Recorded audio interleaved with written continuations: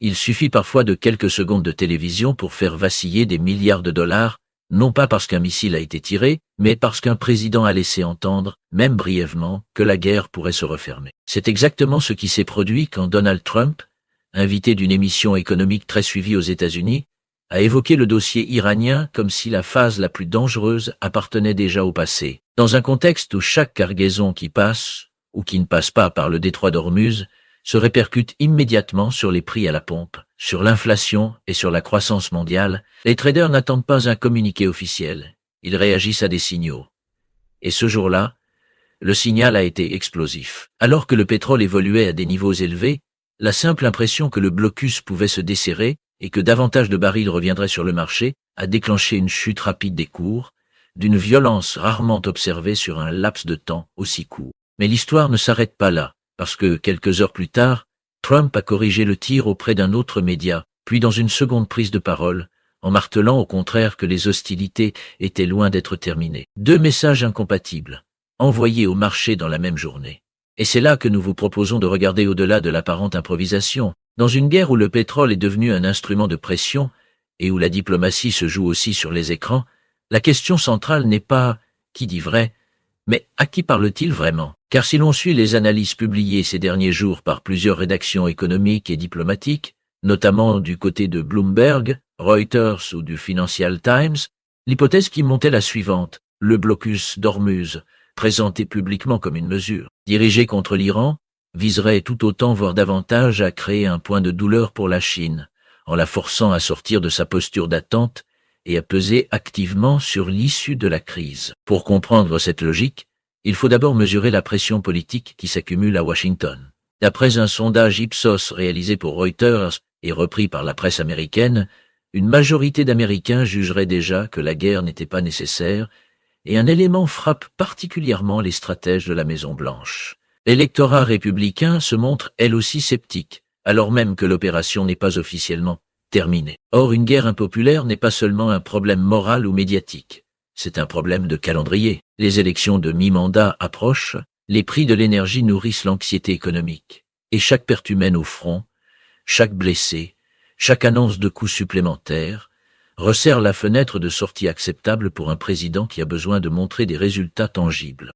Dans ce décor, le cessez-le-feu présenté comme une pause de courte durée a offert un répit, et le blocus un levier. Sauf que, d'après les informations rapportées dans plusieurs médias, ce levier ne produirait pas la capitulation espérée à Téhéran. Et quand un levier ne fonctionne pas, l'exécutif américain a tendance à chercher un second point d'appui, déplacer l'angle, déplacer la cible ou déplacer le centre de gravité de la négociation. Sur le plan militaire, les premières heures du blocus ont été décrites comme une réussite opérationnelle par le commandement américain.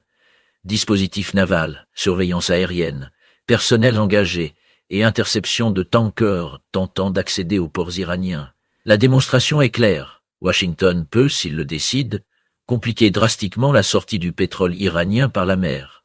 Mais des analystes l'ont immédiatement souligné sur CNN, au Financial Times et ailleurs. Le test décisif n'est pas de refouler des navires commerciaux faciles à identifier, transpondeurs actifs et sans escorte. Le test, c'est le jour où un pétrolier lié à la flotte fantôme tente le passage en brouillant son identité, en naviguant sans aie, sous pavillon de complaisance, via des sociétés écrans, ou le jour où un navire associé à la Chine, ou escorté d'une manière ou d'une autre, se retrouve face à un ultimatum américain. À cet instant, la logique change. Soit la marine américaine laisse passer et le blocus perd son sens coercitif, soit elle bloque réellement et le risque d'escalade avec une grande puissance, ou au minimum d'incidents incontrôlables, bondit. Autrement dit, le blocus n'est pas seulement une opération navale. C'est une scène où chaque acteur jauge jusqu'où l'autre est prêt à aller, et où l'ambiguïté fait partie de l'arsenal. C'est précisément sur ce terrain que l'analyse d'un chroniqueur énergie de Bloomberg, Javier Blas, a circulé avec insistance dans les milieux diplomatiques et financiers, parce qu'elle renverse le cadrage officiel. Selon lui, la logique d'Ormuz serait moins de punir l'Iran que de créer un coup pour Pékin. Le raisonnement est mathématique. L'Iran tire des revenus importants de ses exportations de pétrole, mais l'essentiel de ces flux irait vers la Chine, qui absorberait la quasi-totalité des barils iraniens exportés, faisant de Téhéran un fournisseur significatif pour Pékin. Dans cette perspective, fermer le robinet iranien n'étouffe pas immédiatement l'économie chinoise, parce que l'Iran ne représente qu'une fraction de ses besoins, et parce que la Chine diversifie ses achats, notamment auprès de la Russie et de l'Arabie saoudite. Mais cela introduit une tension. Une partie de l'approvisionnement devient incertain, et Pékin doit compenser sur d'autres marchés. C'est là que Washington espère trouver un effet politique. Non pas effondrer la Chine, mais lui rendre le statu quo coûteux, au point qu'elle juge préférable d'arracher une désescalade plutôt que de regarder la crise s'éterniser. Sauf que Blas met le doigt sur une asymétrie redoutable. La Chine dispose de réserves stratégiques de pétrole et de capacités de stockage, y compris via des cargaisons au large, qui lui donneraient, selon Bloomberg, un coussin de l'ordre de plusieurs semaines, potentiellement autour de 2 mois, pour absorber une partie du choc. Et cela change tout, car si Pékin peut attendre, le reste du monde, lui, encaisse immédiatement la perturbation d'un passage maritime par lequel transite une portion majeure du pétrole mondial. L'Europe, l'Asie importatrice, des pays en développement déjà fragilisés par l'inflation, n'ont pas la même capacité de temporisation. Si la crise se prolonge, le prix du baril n'est pas seulement un chiffre sur un écran. Il se transforme en inflation, en baisse de pouvoir d'achat, en resserrement monétaire, en ralentissement économique, et possiblement en récession dans les économies les plus sensibles. C'est la raison pour laquelle la chute du pétrole après les propos optimistes de Trump a été si brutale. Les marchés ont instantanément intégré le scénario d'une détente. Et c'est aussi la raison pour laquelle son rétropédalage a surpris. Il a lui-même rehaussé l'incertitude, donc la prime de risque. Au milieu de cette mécanique, une autre pièce est venue s'emboîter. La signature ou la formalisation, rapportée par plusieurs médias, d'un renforcement de coopération de défense entre les États-Unis et l'Indonésie, incluant des volets de formation, de modernisation, surtout des discussions autour d'accès ou de facilité de survol pour des aéronefs américains. Pour qui regarde une carte, le message est limpide. L'archipel indonésien est au contact des routes maritimes majeures de l'Asie, à proximité du détroit de Malacca, autre point d'étranglement vital du commerce mondial, et dans l'environnement élargi de la mer de Chine méridionale, où Pékin a investi depuis des années dans des infrastructures à haute valeur militaire. Permettre une plus grande liberté de manœuvre américaine dans cet espace, ce n'est pas un geste anodin, c'est une manière de rappeler à la Chine qu'au-delà du Moyen-Orient, sa propre périphérie stratégique peut devenir plus contraignante si elle refuse de coopérer. Certains observateurs parlent d'une inversion du vieux schéma attribué à Kissinger, là où Washington, dans les années 1970, avait cherché à attirer la Chine pour isoler l'Union soviétique. La ligne actuelle consisterait à traiter la Chine comme adversaire structurel principal, tout en tentant d'empêcher un alignement total entre Pékin et Moscou. Dans ce cadre, l'Iran devient une pièce de pression, et l'Indonésie un signal dans la même phrase. Nous pouvons peser sur votre énergie, et nous pouvons aussi compliquer votre environnement stratégique. Parce que le facteur décisif maintenant, c'est le temps. Le cessez-le-feu évoqué dans ce récit est présenté comme une pause courte, avec une échéance imminente, et Trump a laissé entendre qu'il n'était pas prêt à prolonger indéfiniment sans avancée substantielle. Pendant que la diplomatie affiche des discussions, la logistique militaire, elle, ne s'arrête pas. Selon le Wall Street Journal, des mouvements de fret et de matériel se poursuivraient, des repositionnements seraient maintenus, et les préparatifs resteraient compatibles avec une reprise rapide des opérations.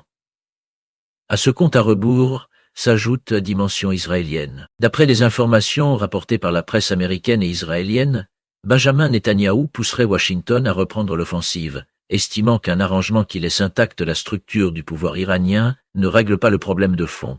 En face, des voix soulignent le coût financier d'une guerre prolongée, avec des budgets qui explosent, des réserves qui s'épuisent et une économie sous tension. Certains médias israéliens, comme Haaretz, ont déjà décrit les frictions internes entre impératifs sécuritaires, contraintes budgétaires et calculs politiques. Cette divergence est un point de fragilité. Si Washington cherche une sortie présentable avant les échéances électorales, tandis que le gouvernement israélien privilégie une logique de neutralisation durable, les agendas peuvent se désaligner au pire moment. Enfin, il y a la variable la plus sous-estimée, l'évolution du pouvoir à Téhéran pendant la guerre. Des analyses, notamment au Wall Street Journal, évoquent un durcissement structurel, avec un poids accru des gardiens de la révolution dans l'appareil décisionnel, au détriment des figures plus civiles ou technocratiques. Ce point est capital parce qu'il conditionne la durabilité de n'importe quel accord. Un arrangement sur le nucléaire, sur les sanctions, sur des limites d'enrichissement ou sur des mécanismes de vérification ne tient que si l'acteur dominant à Téhéran a intérêt à le faire tenir. Or, si la guerre renforce les factions les plus militarisées, celles dont l'identité politique est bâtie sur la confrontation, alors la désescalade devient un interlude tactique plutôt qu'un changement stratégique. Et cela ouvre un risque souvent évoqué par les analystes. Si une détente offre un bol d'air économique, il peut être utilisé moins pour reconstruire que pour consolider l'appareil sécuritaire, régler des comptes internes et préparer la prochaine séquence. Dans le même temps, la rhétorique américaine appelant le peuple iranien à croire à une libération ou à une rupture peut produire un effet pervers. Si la pression extérieure retombe et que le pouvoir durci reste en place, ceux qui ont espéré un basculement peuvent se retrouver exposés, sans protection. Au bout du compte, les contradictions publiques de Trump, un moment c'est presque fini. Un moment, ça ne fait que commencer.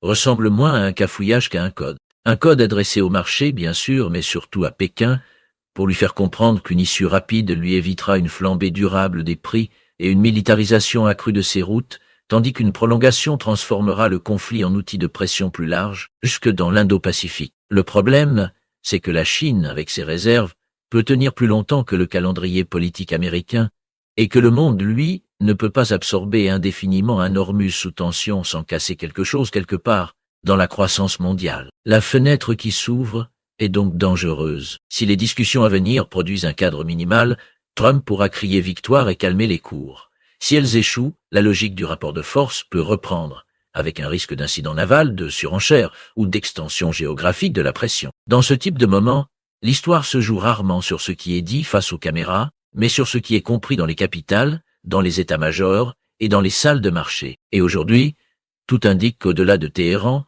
le véritable destinataire du message est à l'Est, en train de calculer combien de semaines il peut tenir et quel prix il est prêt à payer pour ne pas céder.